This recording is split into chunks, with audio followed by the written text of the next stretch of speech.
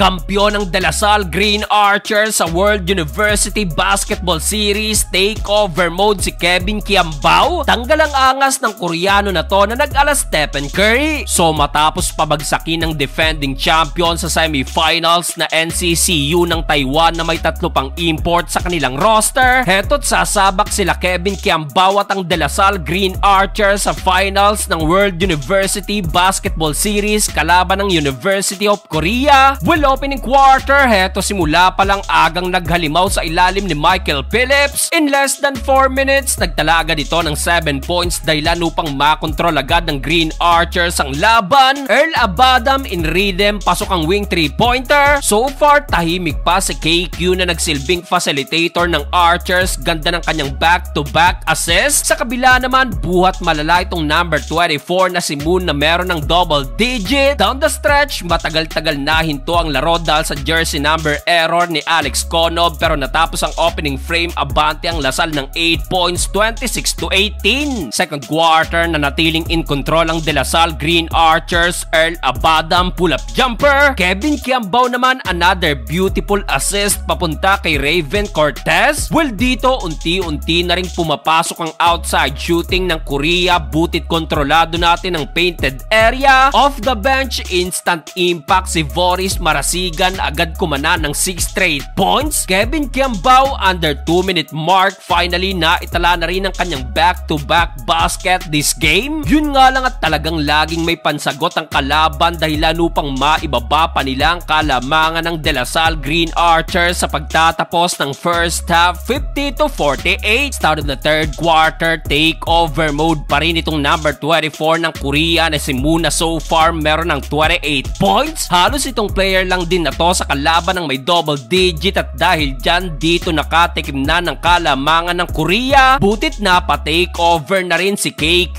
na nagtala ng 6 straight points, lahat yan galing inside the paint. Katulong niya dyan itong si Marasigan at Henry, kaya't despite na nakikipagsagutan ng puntos itong Korean University, still in control pa rin ng Green Archers. Unstoppable si Henry na meron ng 20 plus points. Yun nga lang, Moon again nakakana ng another buzzer beater 3-point shot. Abay, nag-night-night pa, 77-73. Fourth and final quarter, dito na nangagat ang depensa ng Lasal na nag-lead sa kanilang multiple fast break points. Grabe si KQ, improving na ang kanyang maturity, laging looking for the pass, back-to-back assist to Henry. Converted yan sa kanyang back-to-back slam dunk. Ikawalong assist na yan ni Kiambao. Tila nagulat tuloy ang mga Koreano sa nangyari. Kevin Kiambao again ala LBJ, napa-flex pa sa kanyang end one. Dito wala nang nakapigil sa opensa ng Green Archers at tinambakan ng kalaban. Pinapauwi na rin ng mga Pinoy fans ang Korea. Tanggal ang angas ni Night Night Boy.